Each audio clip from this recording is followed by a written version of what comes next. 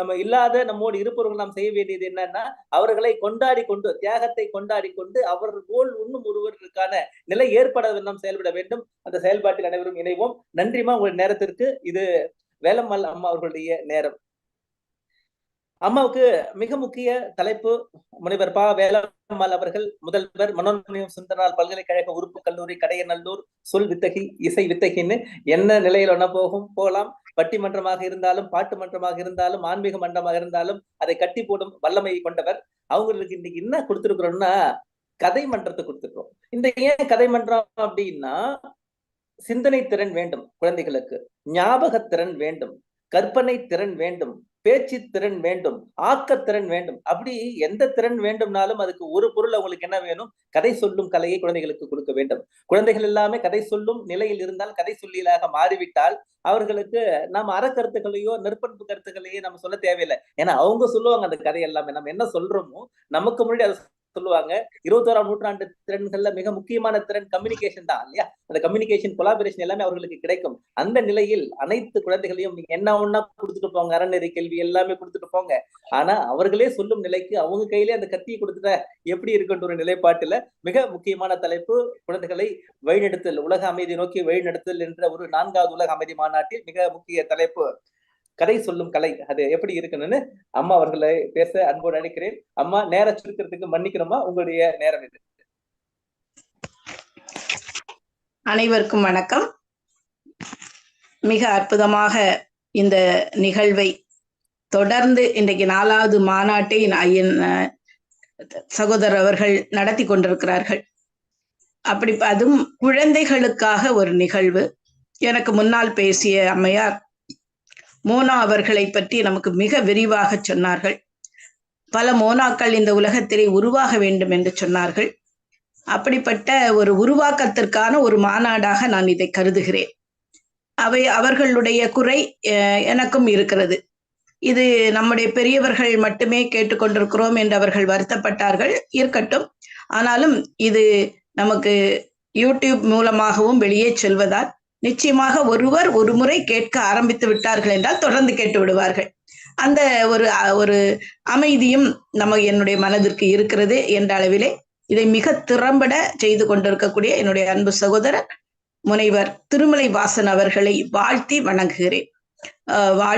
வாழ்த்த வேண்டும் கட்டாயமாக. அவர் சொல்கிறார், நான் இதை செய்ய வேண்டாம் என்று சில பொழுது நினைக்கிறேன், ஆனால் என்னை அறியாமலேயே இந்த நிகழ்வுகள் நடந்து கொண்டிருக்கிறது என்று. உண்மைதான், அவையெல்லாம் நடக்கும். பிரபஞ்சம் என்ன நினைக்கிறதோ அது நடக்கும். நீங்கள் நன்றாக நினைக்கிறீர்கள். அந்த நல்ல விடயத்தை உலகத்திற்கு கொண்டு செல்வதற்கு இந்த பிரபஞ்சமும் விரும்புகிறது என்றுதான் அதற்கு விளக்கம் தர முடியும். ஏனென்றால் இந்த மாதிரியான மாநாடுகள் நடத்துவது என்பது சாதாரண விடயம் கிடையாது. அத்தனை தலைப்புகளுக்கும் அத்தனை ஆளுமைகள் கிடைக்க வேண்டும். அவர்கள் சரியாக அதை செயல்படுத்த வேண்டும் என்ற நினைவுதான் தம்பியை அந்த மாதிரியான ஒரு வார்த்தையை சொல்ல தூண்டி இருக்கும் என்று நினைக்கிறேன். கவலை கொள்ளாதீர்கள், எத்தனை பேர் உங்களுக்காக வருவார்கள், பேசுவார்கள் என்று சொல்லி இன்றைக்கு எனக்கு கொடுத்திருக்கக்கூடிய தலைப்பு கதை சொல் அழகு. அது ஒரு கதை என்பது ஒரு அழகு கலை அல்லவா? அதை கலை என்றே அவர் கொடுத்திருக்கிறார். அதுவும் இன்றைய நம்முடைய பொது தலைப்பு உலக ஒருமைப்பாடு. உலக ஒருமைப்பாடு மனித வளர்ச்சியினுடைய ஒவ்வொரு பருவம் தோறும் என்ன செய்கிறது என்றால் துணை நின்று வழி நடத்தக்கூடிய ஒரு நிகழ்வு அது. இப்போ ஆனால் நாம் இன்றைக்கு நம்முடைய உலகத்தை சுற்றி பார்க்கும்போது எல்லா இடமும் என்ன கூக்குரல் ஒலித்து கொண்டிருக்கிறது, எவ்வளவு போர் நடந்து கொண்டிருக்கிறது என்ற காரணத்தை எல்லாம் நாம் பார்க்கும்போது முக்கியமாக தனி மாநிலம், தனி நாடு, தனி மனிதன், சுயம் சுயம் சுயம் சுயம், எல்லாவற்றிலும் சுயம் என்ற உணர்வு இருக்கிறது. இன்றைக்கு பார்த்தீர்கள் என்றால் நமக்கு இணையம் இன்றைக்கு உலகத்தை ஒன்றிணைக்கிறது. ஆஸ்திரேலியாவிலிருந்து நம்முடைய சிவபெரிய ஐயா என முன்னால் பேசினார்கள். அற்புதமான பேச்சு அது. அவர் பேசிய அந்த பேச்சு இன்றைக்கு ஆஸ்திரேலியாவில் இருந்து ஐயா பேசக்கூடியதை நாம் கேட்கிறோம். பெங்களூர் இருந்து கோயம்புத்தூரில் இருந்து அம்மையார் பேசியதை நாம் கேட்கிறோம். அதற்கு முன்னால் ஒவ்வொருவரையும் நாம் நினைத்து பார்க்க வேண்டியிருக்கிறது. அதனால் இன்றைக்கு இணையம் உலகத்தை ஒரு சின்ன சுட்டு விரலுக்குள் இணைத்து விட்டது. ஆனால் இன்னொரு பக்கம் நாம் நினைத்து பார்த்தால் ஆரோக்கியமற்ற சில மனிதர்களால் ஒவ்வொரு மனிதர்களும் இன்றைக்கு நாம் தனித்தனியாக வாழக்கூடிய ஒரு சூழலும் ஏற்பட்டிருக்கிறது. இணையம் மனிதர்களை இணைத்தாலும் இன்னொரு பக்கம் மனிதர்களை தனித்தனியாய் பிரித்து ஒரு பிரிக்கவும் அது செய்கிறது என்றே நாம் சொல்லலாம். வார்த்தைகளே ஆயுதங்களாக இணையத்தில் 24 மணி நேரமும் சொல்ல போனால் வார்த்தை உலக போர் நடந்து கொண்டிருக்கிறது என்றே கூட நாம் சொல்லலாம். அந்த பொய் செய்திகள், பொழுதுபோக்கு வார்த்தைகள், நாம் பார்க்கக்கூடிய ஒவ்வொரு தொடர்கள் என்று இந்த ஆரோக்கியமற்ற நிலையிலே இந்த ஆரோக்கியமான இணையதளம் ஒரு நிஜ யுத்த காலமாக ஒருவேளை காலப்போக்கில் மாறிவிடுமோ என்ற பயம் கூட நமக்கு இருக்கிறது. அது மட்டுமல்ல, எல்லாவற்றிற்கும் காரணம் என்னவென்று நாம் உணர்ந்து பார்த்தோம் என்றால் அந்த ஒற்றுமை உணர்வு இல்லாமல், அந்த ஒருமைப்பாட்டு உணர்வு நம்மிடையே இல்லாமல் போனதுதான் அதற்கு காரணம். ஒருமைப்பாடு என்ற சித்தாந்தம் இருப்பதையே நாம் மறந்து விட்டோம். யாதும் ஊரே, நம்முடைய தமிழை பற்றி சொல்லும் போது உலகத்தை பற்றி நிறைய விடயங்கள் இருந்தாலும் தமிழிலே சொல்லும் போது யாதும் ஊரே யாவரும் கேளீர் என்று சொன்னவன் தமிழன் என்பதை நாம் கொஞ்சம் கொஞ்சமாக மறந்து வருகிறோமோ என்ற ஒரு ஆதங்கமும் நமக்கு இருக்கிறது. இந்த சுயநலமானதாக மாறிவிட்டது இன்றைக்கு உலகம். ஒன்றுபட்டால் ஒன்று வாழ்வு, ஒற்றுமை நீங்கள் அனைவருக்கும் தாழ்வு என்றான் பாரதி. அப்படி அந்த எல்லாவற்றையும் மறந்து இன்றைக்கு பல மதம், மொழி, இனம், பண்பாடு போன்றவற்றை நாம் கொண்டிருந்தாலும் கூட நாம் இன்றைக்கு அனைவரும் ஒரு தாயின் பிள்ளைகள். வேற்றுமையில் ஒற்றுமை என்பதே இந்தியாவின் தாரக மந்திரம் என்பதையும் நாம் மறந்து விடாமல் அமைதிக்கான ஒரு சர்வதேச ஒருமைப்பாட்டு நிகழ்வாக சகோதரர் அவர்கள் இதை சிவபேரி ஐயா புதன்கிழமை தோறும் இதை நடத்தி வருகிறார்கள். அதை தொடர்ந்து நம்முடைய தம்பி அவர்கள் இதை கையில் எடுத்து இன்றைக்கு ஒரு சாதனை நிகழ்வாக இதை நடத்தி வருகிறார்கள். அணு ஆயுத குறைப்பு, முக்கியமாக வறுமை ஒழிப்பு என்பதெல்லாம் தேசிய ஒருமைப்பாட்டின் நோக்கமாக இருக்க வேண்டும் என்றால் அதற்கு என்னென்ன செய்ய வேண்டும் என்பதைத்தான் நாம் பார்த்து கொண்டிருக்கிறோம். அதில் ஒன்றுதான் இப்போது நான் பேச போகக்கூடிய ஒரு சின்ன விடயம். உங்களுக்கு தெரியாத விடயம் அல்ல. கதை சொல்லல் அழகு கலை. அது ஒரு அழகு கலை. அது கதை கேட்பது என்பது பொதுவாகவே பார்த்தீர்கள் என்றால் அனைவருக்கும் மிகவும் பிடிக்கும் அல்லவா? மிகவும் பிடித்தமானது. அதுவும் குழந்தைகளுக்கு கதை கேட்பது போல விருப்பமான விடயம் இந்த உலகத்தில் எதுவும் இல்லை என்றே சொல்லலாம். அனுபவமுள்ள மனிதர்கள் எல்லாம் கதை சொல்லும் போது வயது வேறுபாடு இல்லாமல் நம்மை மறந்து நாம் கதையை கேட்டுக்கொண்டிருப்போம். நான் கூட என்னுடைய சிறு வயதில் நம்முடைய அனுபவத்தையும் சொல்ல வேண்டும் அல்லவா? சிறு வயதில் பார்த்தீர்கள் என்றால் மிகச்சிறந்த கதை சொல்லி என்னுடைய பாட்டி பெயரும் வேலம்மாள் தான். அந்த வேலம்மாள் மிக அழகாக கதை சொல்வாங்க. அந்த கிழவியின் பெயர் தான் எனக்கு வைக்கப்பட்டது. அந்த கிழவி மிக அற்புதமாக கதை சொல்வார்கள். நான் இந்த அளவுக்கு வளர்ந்து நிற்கிறேன் என்றால் அதற்கு அந்த கிழவியும் ஒரு காரணம், அந்த வேலம்மாள் கிழவியும் ஒரு காரணம் என்று நான் சொல்லுவேன். ஏனென்றால் அவ்வளவு கதைகளை எங்களிடம் சொல்லி இருக்கிறார்கள். என்ன செய்வார்கள் என்றால், எங்களுடைய வீடு மிகப்பெரிய ஒரு முற்றம் உடைய வீடு. அந்த காலத்து வீடுகள் எல்லாம் அப்படித்தானே இருக்கும். வீடு ஒரு பக்கத்திலே இருக்கும். எதிர்த்தால் பார்த்தீங்கன்னா மிகப்பெரிய முற்றம். அதிலே நல்லா என்னுடைய தந்தையார் அழகாக நாங்கள் அமர்வதற்காக இருக்கும். எங்கள் வீட்டில் நிறைய பசுமாடு உண்டு. அதனால் அந்த சாணத்தை கரைத்து அந்த தரையை மெழுகி இருப்பார்கள் அற்புதமாக. அது அந்த தரையிலே நாம் சும்மா படுத்து கூட தூங்கலாம். அந்த அளவிற்கு இன்றைக்கு பளபளவென்று இருக்கிறதே, அப்படியே சாணத்தால் பளபளவென்று இருக்கும் எங்கள் முற்றம். அந்த முற்றத்திலே அமர்ந்து என்ன செய்வார்கள், அதில் நான் என்னுடைய சகோதர சகோதரிகள் எல்லாரும் அமர்ந்திருப்போம். நிறைய நேரங்களில் எங்கள் பாட்டி எங்கள் வீட்டில் மரவட்டை என்று உண்டு. அதிலே நம் உணவை வைத்து, அந்த காலத்தில் இப்போதானே நாம் இந்த டிஃபன், இவங்க வீட்டுல இன்னைக்கு என்ன டிஃபன் அப்படியெல்லாம் கேட்கிறோம். ஆனால் அன்றைக்கு அப்படி இல்லை.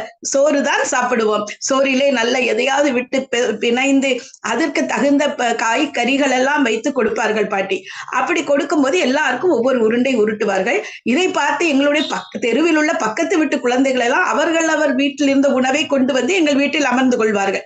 எதற்காக என்றால் என் பாட்டி சொல்ல போகின்ற கதைகளுக்காக. பாட்டி என்றால் அந்த காலத்தில் பொறுத்தவரையிலே எங்க பாட்டி அன்றைக்கு 9ஆம் வகுப்பு படித்தவர்கள் என்று வைத்துக் கொள்ளுங்களேன். இன்றைக்கு MA வகுப்பு படித்தது போல்தான் அன்றைக்கு 9ஆம் வகுப்பு படிப்பது என்பது. அப்படி படித்தவர்கள். நிறைய கதைகள் அவர்களுக்கு தெரியும். குறிப்பாக உங்களுக்கே தெரியும், நம்ம இந்து மதத்தை சார்ந்தவர்கள் என்ற காரணத்தில் ராமாயண கதைகள் நிறைய சொல்லுவார்கள், மகாபாரத கதைகள் சொல்லுவார்கள், அதில் உள்ள பல கிளைக்கதைகளை சொல்லுவார்கள், பெரிய புராணம் அந்த கதைகளை சொல்வார்கள். இதை தவிர அவர்கள் கற்பனையில் உதிக்கும் பல நீதி கதைகளை சொல்வார்கள். அவர்கள் கூறும் கதைகளிலே அதிகமாக கிடப்பது என்ன தெரியுமா? ஒற்றுமை. இதைத்தான் சொல்லிக் கொண்டே இருப்பார்கள். ஒற்றுமையாக இருப்பது. அதுவும் பார்த்தீர்கள் என்றால் இந்த கம்பு கதையெல்லாம் அப்பதான் சொல்லுவாங்க. தனி கம்பாக இருந்தால் ஒடித்து விடலாம், பல கம்புகள் இணைந்திருந்தால் அதை ஒடிக்க முடியாது என்பதற்கு அந்த மாட்டு கதை, 4 மாடு கதை நம்ம எல்லாருக்கும் தெரியும். சிங்கம், அந்த சிங்கத்தின் ஒரு சிங்கம் ஒரு காட்டில் இருக்கும். மாடுகள் வந்து நல்ல அந்த மாடுகள் எல்லாம் நல்ல கூட்டாக இருக்கும்போது அதால் ஒன்றுமே செய்ய முடியாது. ஆனால் அதற்குள் ஏற்பட்ட சில குழப்பத்தின் காரணமாக தனித்தனியாக போய்விடுமா. அப்படி தனித்தனியா போகும்போது அந்த சிங்கம் போய் அந்த மாட்டை எல்லாம், இந்த கதை என் பாட்டி என் சின்ன வயது சொன்னது, பிறகு எல்லாருக்கும் தெரிந்த கதை, ஆனால் என் பாட்டிக்கும் தெரிந்து அதை என்னிடம் சொல்லி இருக்கிறார். அப்படி ஒற்றுமையை பற்றி சொல்வார். பொய் சொல்லக்கூடாது என்பார். அதுக்கு ஒரு அற்புதமான கதையை எங்களிடம் சொல்லுவார். என்ன கதை என்று கேட்டீர்கள் என்றால், ஒரு ஊர்ல ஒருத்தன் இருந்தான். அவன மாதிரி மோசமான பையனே கிடையாது. நல்ல திருடுவான். அந்த பையன் நல்லா என்ன செய்வான்? திருடுவான். அப்படி அவன் திருடிட்டு இருக்கும்போது அவங்க அம்மா அவன் திருடுறத நினைச்சு பயந்து பயந்து அழுது அப்புறம் நோய்வாய்ப்பட்டு என்ன பண்ணிட்டாங்க? படுக்கையில படுத்துட்டாங்க. இறக்க போற நேரத்துல தன் பையன் வந்து கூப்பிட்டு, ஐயா, நான் எவ்வளவு சொல்லியுமே நீ கேட்கல, நீ வந்து திருடிக்கிட்டே இருக்கிற, எனக்கு ஒரே ஒரு சத்தியம் பண்ணி கொடுப்பா, நீ இவ்வளவு திருட்டு தொழிச்சதாலும் நீ பொய் மட்டும் சொல்லக்கூடாது அப்படின்னு சாகும்போது இவன் பாக்குறான். இந்த அம்மா எவ்வளவு நாள் நம்மகிட்ட கேட்டாங்க, நம்ம ஒண்ணு கூட அந்த அம்மாட்ட கேட்டது இல்ல. சரி பாவம் போட்டு இந்த சத்தியத்தை பண்ணி கொடுப்போம்னு அந்த சத்தியத்தை பண்ணி கொடுத்து அந்த சத்தியத்தை வாங்கிட்டு அந்த அம்மா செத்து போயிடுறாங்க. உடனே என்ன பண்ணுவான் அந்த ஆளு? அப்படி ஒரு நாள் போறான். போகும்போது மகாராஜா பாக்குறான். அந்த மகாராஜா மாறு வேடத்துல வந்துகிட்டு இருக்கிறான். இவன் போறான். போனோடனே அந்த மகாராஜா அவனை பிடிச்சு நிறுத்தி, இந்த ராத்திரி நேரத்துல நீ எங்க போற அப்படின்னு கேட்டதும் அவனுக்கு அம்மா சொன்னது ஞாபகம் வந்துட்டு திருடதான் போறான். அந்த மகாராஜாட்ட என்ன சொன்னா, நான் அரண்மனைக்கு திருட போறேன் அப்படின்னா. அரண்மனைக்கு திருட போறேன்னு யார்கிட்டையும் சொல்றான்? மகாராஜாட்டையும் சொல்றான். உடனே மகாராஜா என்ன பண்ணாரு? அரண்மனைக்கு திருட போறியா? எப்படி? அப்ப என்னையும் சேர்த்துக்கப்பா அவன் கூட்டாளியா, நீ திருடதுல ஏதோ ஒரு பங்கு எனக்கு கொடுன்னு மகாராஜா சொல்ல, வா வா நானே உன்னை கூட்டிட்டு போறேன்னா அரண்மனைக்கு கூட்டிட்டு போய் சரியா என்னங்க அந்த பொக்கிஷாரிக்கு கூட்டிட்டு போயிட்டாரு. ஏன்னா மகாராஜாக்கு தான் எல்லாம் தெரியுமே. இவனுக்கு ஒரே சந்தோஷம். ஐயோ, நம்ம கஷ்டப்பட்டு எல்லாம் போகணும்னு நினைச்சோம், இவ்வளவு சுலபமா நமக்கு கிடைத்து விட்டது என்று விறுவிறுவிறுன்னு அந்த இடத்துக்கு போயிடுறான். போய் அவங்க அங்க திறந்து பெட்டியை, நல்ல பொக்கிஷ பெட்டியை திறந்து கொடுக்குற. அங்க இருந்து அவன் என்ன செய்தான்? நான் 5 வைர கற்கள் இருக்கிறது. அந்த 5 வைர கற்கள்ல அவன் என்ன பண்ணிட்டான்? 2 கற்களை வைத்துட்டு 2 தனக்கு எடுத்துட்டு 1 வந்து பாவம் பார்த்து அந்த ராஜா பொழைச்சி போட்டுன்னு 2 கல்ல அங்க வச்சுட்டு 3 கல்லை எடுத்து 2 கல்லை இவன் வச்சுக்கிட்டான். 1 கல்ல அந்த திருட மாதிரி வந்து மகாராஜா கையில கொடுத்துட்டு போயிட்டான். இத மகாராஜா பார்த்துட்டாரு. அடுத்த நாள் யாரோ திருடன் அரண்மனையில வந்து திருடிட்டான்னு பெரிய மந்திரி எல்லாருமே பேசுறாங்க. போய் வந்து அந்த பெட்டியை திறந்து பார்த்தா 1 கல்லுமே இல்லை. அப்ப மகாராஜாக்கு உடனே அவன் அந்த திருடனா தான் தெரியும்ல, அவனை பிடிச்சு கொண்டு வந்துடுறாங்க. பிடிச்சு கொண்டு வந்தோடனே மகாராஜா கேட்கிறாரு, என்னப்பா நீ என்ன திருடிட்டியாம்ல அரண்மனை? அவனுக்கு தெரியல அந்த வந்தது அது மகாராஜான்னு தெரியாம, ஆமாய்யா நேற்றுக்கு நான் வந்தேன், திருடுனேன், மொத்தம் 5 கல் இருந்தது, அதுல 3 கல்லை நான் திருடுனேன், 2 நான் வச்சுக்கிட்டேன், இன்னொன்னு நான் உண்மை சொன்னான். அப்ப இவருக்கு மகாராஜாக்கு ஏற்கனவே இவன் உண்மையதான் சொல்லுவான்னு தெரிஞ்சிருந்ததுனால அப்ப யார் அந்த கல்லை எடுத்தாங்கன்னு கண்டுபிடிச்சாங்க. மந்திரி எடுத்துக்கிட்டான். இது எப்படியோ தெரிஞ்சு மந்திரி கடைசியில என்னாச்சு? அந்த மந்திரிய விளக்கிக்கிட்டு இந்த உண்மைய சொன்ன திருடனை மந்திரியா ஆக்குறாங்க. இப்படின்னு ஒரு கதை எங்க பாட்டி சின்ன வயசுல சொல்லி தந்திருக்கிறாங்க. என்னன்னா, பொய்யே சொல்லக்கூடாது. அப்ப பொய் சொல்லாம ஒருத்தர் இருந்தா அவனுக்கு என்ன கிடைக்கும் அப்படிங்கிற நீதி கதை. இப்படி வாய்மை, அடக்கமா வாழ்றது, பண்போடு வாழ்றது, இவைதான் எங்க பாட்டி எங்களுக்கு சொல்லி தந்த நல்ல கதை. இதுதான் அடிப்படை. அப்ப கதை கேட்டு வளர்ந்தால் என்னவா? இன்றைக்கும் எனக்கு கதை கேட்கவும் பிடிக்கிறது, கதை சொல்லவும் பிடிக்கிறது. அதுதான் உண்மை இல்லையா? அதனால என்ன ஒரு வருத்தமாக இருக்கிறது என்றால், என்னையும் சேர்த்துதான் சொல்கிறேன், இன்றைய தலைமுறையினருக்கு, என்னுடைய பேர குழந்தைகளுக்கு நான் கதை சொல்கிறேனா என்று பார்த்தால் அவர்கள் ஆர்வமோடு கேட்பார்கள். சில வேளைகள் தான் சொல்ல முடிகிறது, ஏனால் என்னோடு அவர்கள் இல்லை, கூட்டு குடும்பமாக நாங்கள் இல்லை. அப்ப கேட்கும் வாய்ப்பே அவர்களுக்கு இல்லாமல் போய்விட்டது. இன்றைய அவசர உலகத்துல எல்லாருக்கும் எதில் நாட்டம் இருக்கிறது? நமக்கு பொருள் நாட்டம். பொருளை தேட வேண்டும், பொருளுக்காக அலைய வேண்டும் என்று பொருள் தேடுதலே நம்முடைய நாட்டம் செல்கிறதே தவிர, யாருக்காக அந்த பொருளை நாம் சேர்க்கிறோம்? நம் குழந்தைகளுக்காகத்தானே. அந்த குழந்தைகள் வந்து எப்படி நன்றாக இருக்கணும், அதை நம்ம என்றைக்காவது நினைத்து பார்த்திருக்கிறோமா என்று நினைத்து பாருங்கள். குழந்தைகளை கவனிக்கவோ அவங்களுக்கு கதை சொல்லவோ யாருக்கும் நேரம் இல்லை. எதற்கும் நேரமில்லை. அதுதான் வருத்தமாக இருக்கிறது. அவர்கள் கதை சொல்லுவதிலிருந்து தப்பிக்க என்ன செய்கிறோம்? குழந்தைகள் கையிலேயே அலைபேசியும் கொடுத்து விடுகிறோம், தொலைக்காட்சியை கொடுத்து விடுகிறோம். அதை அவர்கள் பார்த்து கொண்டே இருக்கிறார்கள். அதில் என்ன பார்க்கிறார்கள் என்று கூட நாம் கவனிப்பதில்லை. என்னென்னவோ பார்ப்பார்கள். முதலில் கார்ட்டூன் தான் பார்ப்பார்கள், பிறகு அதை நகர்த்தும் போது என்னென்னவோ வரும், அதையெல்லாம் பார்க்கிறார்கள். அதே போலதான் தொலைக்காட்சிகளிலும் கண்ட தொடர்களை எல்லாம் பார்த்து அதில் வரக்கூடிய கார்ட்டூன் மாதிரி தான் பார்த்து கொண்டு, ஆனால் எல்லாமே முரட்டுத்தனமாக ஏதாவது ஒரு ஒற்றுமையை உணர்த்துவது போல இல்லாமல் போராட்ட குணத்தையே ஏற்படுத்துவது போலயே. போராட்ட குணம் என்பது வேண்டும், ஆனால் இது வேற மாதிரியான போராட்ட குணத்தை உற்பத்தி பண்ணுவது, எல்லாரோடும் சண்டை போடுவது. சின்ன குழந்தைகளை பாருங்களேன், அதை பார்த்துக்கிட்டே இருப்பான். யாராவது வீட்டுக்கு விருந்தினர் வந்தா கூட அவங்க வயிற்றுல போய் டப்புக்கிட்டு குத்திரும் அந்த குழந்தை.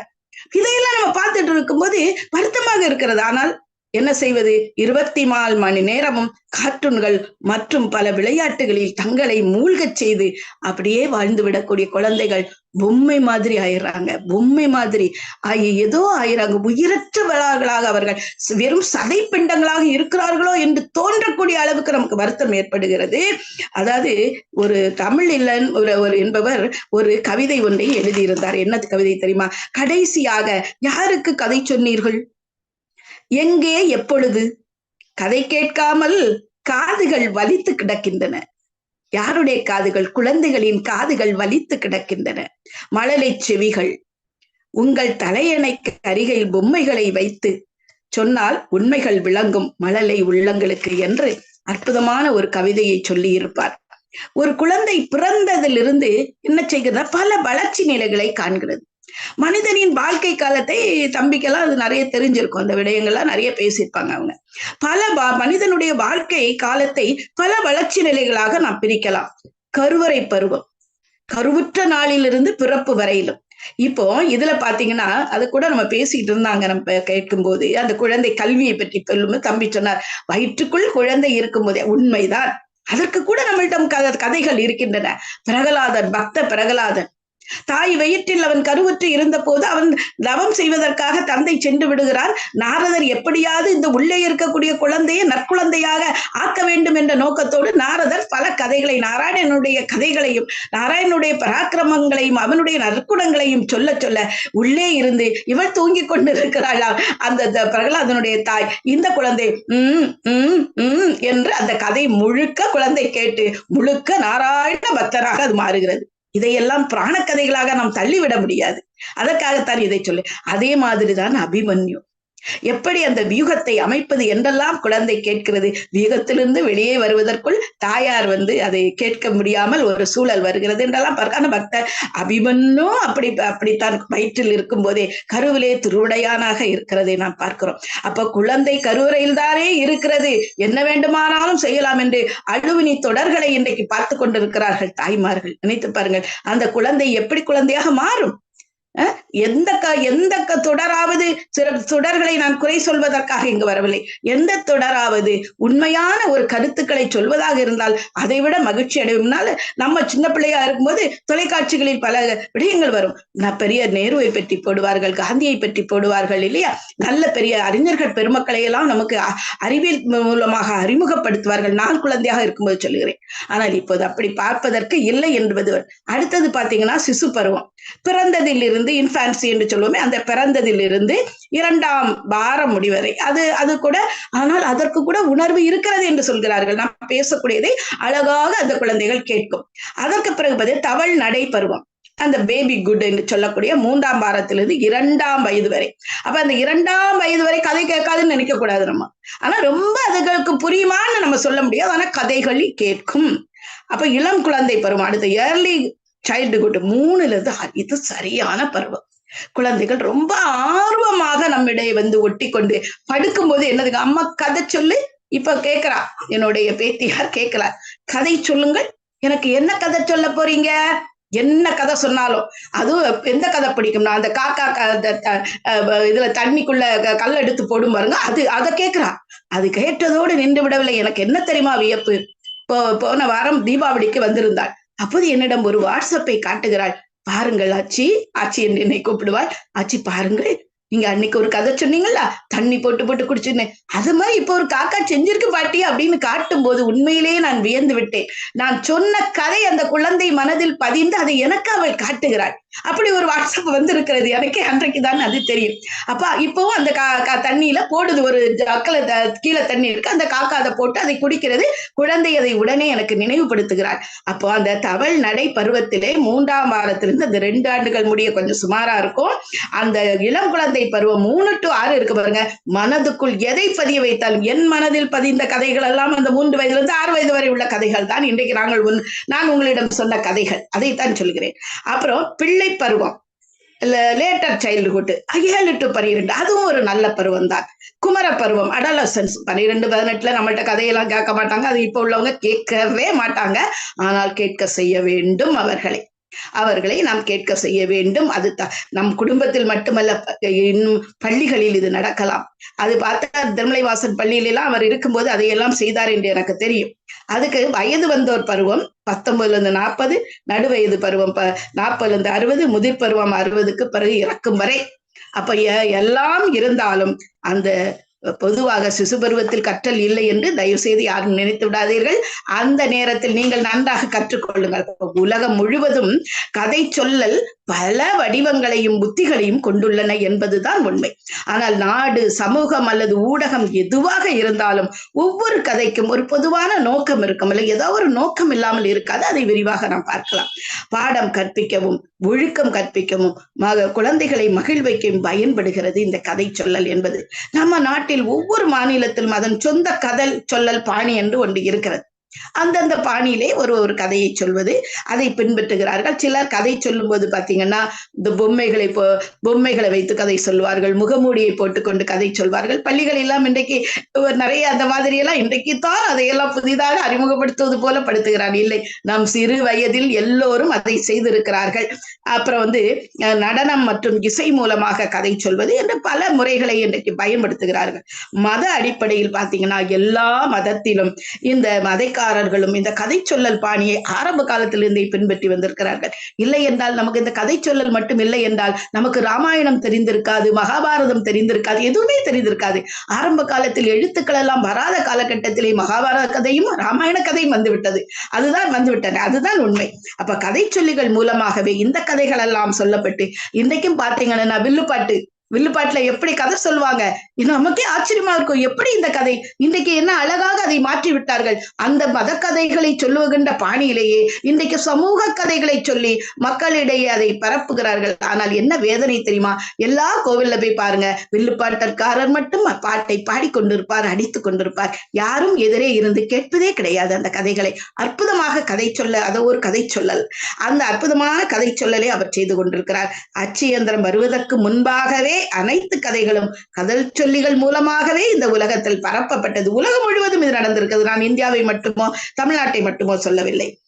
அதுவும் ஆவணப்படுத்தப்பட்டு வாய்வழியாக இவையெல்லாம் இந்த கதை சொல்லிகள் மூலமாகவே ஆவணப்படுத்தப்பட்டு வந்திருக்கின்ற சிறு சிறு கதைகளாக சொல்லும் போது மனதில் மிக எளிமையாக அது படிந்துவிடும். அப்ப கதை சொல்லல் என்பது மகிழ்ச்சியின் திறவுகோல் என்று சொல்கிறார்கள். கதை சொல்லல் என்பது மகிழ்ச்சியின் திறவுகோல் என்று சொல்கிறார்கள். உண்மையிலேயே குழந்தைகள் மேல் நமக்கு பேரன்பு இருந்தால் அவர்களுக்கு ஊக்கத்தையும் உற்சாகத்தையும் அளிக்க கதை சொல்லலாம்.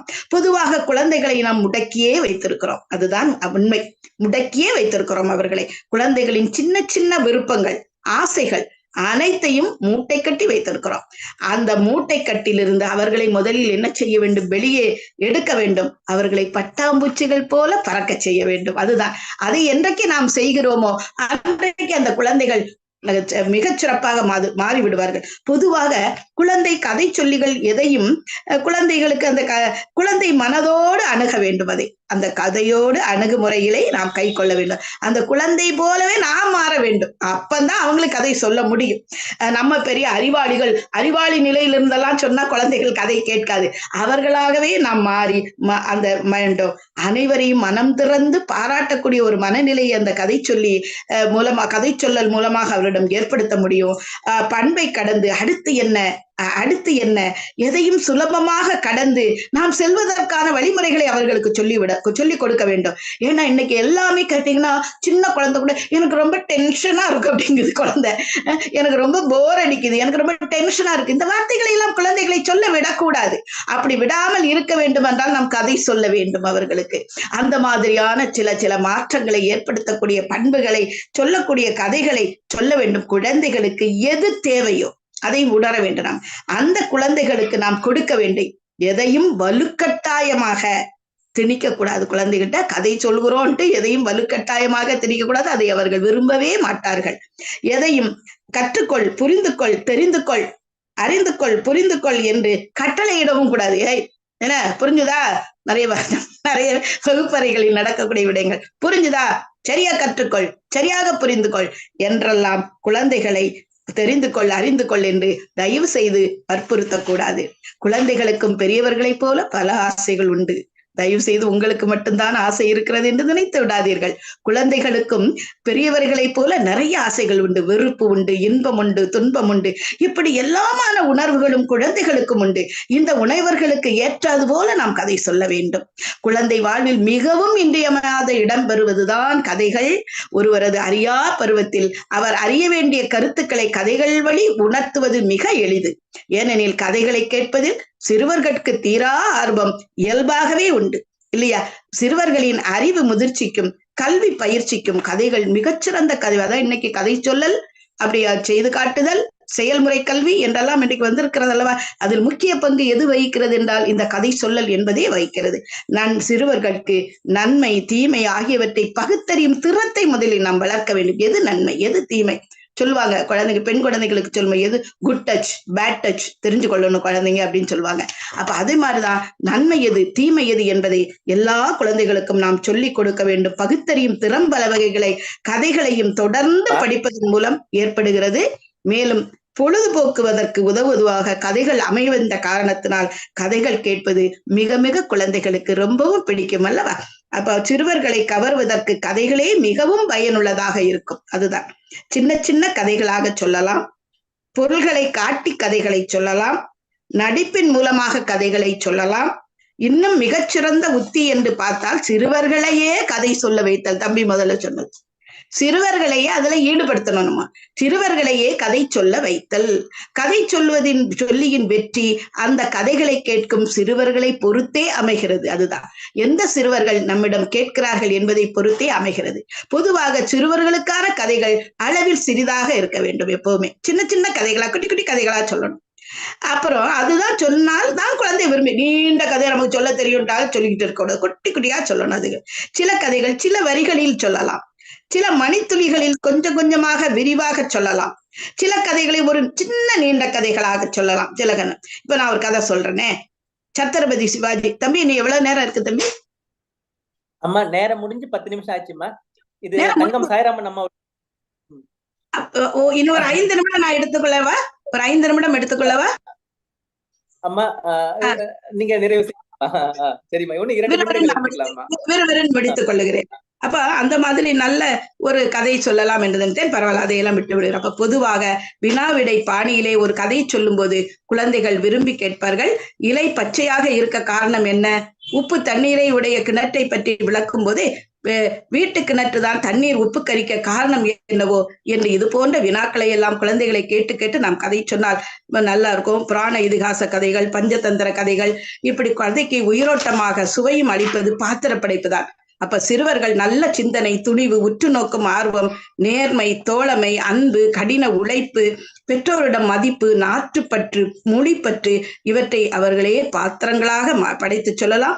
சிறுவர்களுக்கு அறிவியல் முன்னேற்றங்களை கட்டாயமாக சொல்ல வேண்டும். கதை சொல்லும் போது சின்ன சின்ன பாட்டுகளை சொல்லலாம். மாமி சுட்ட புட்டு, மடியில் வாங்கி கட்டு, சீனி சக்கரை இட்டு, சிறிது நெய்யும் தொட்டு, உண்டு ஏப்பம் விட்டு, ஓடிவா நீ பட்டு என்ற. அப்ப உலகம் 2 செயல்பாடுகளினால் உருவாகிறது. ஒன்று சொல்லப்படும் கதைகள், 2வது அது தரும் நினைவுகள் என்று பெரியவர்கள் அறிஞர்கள் கூறுகிறார்கள். நிறைய பேர் கதை சொல்லும் திறனை கடினமானது என்று, குழப்பமானது என்றும் சொல்வார்கள். ஆனால் கதை சொல்லும் உத்திகளை தொடர்ந்து நாம் பயிற்சி செய்தால் கதை சொல்லலில் மேம்பட்டு விடலாம். சிறந்த கதை சொல்லி முதலில் தான் யாருக்காக கதை சொல்ல போகிறோம் என்று நினைக்க வேண்டும். எவ்வளவு நேரம் எந்த மொழியில் யாருக்காக கதை என்பதை கொஞ்ச நேரம் அமர்ந்து நாம் சிந்தனை செய்து எந்த வயதுக்கு என்ன தேவையோ அதை தொழிலாக செய்யாமல் நட்பு ரீதியாக நாம் அதை செய்து சிறப்பு பெறலாம்.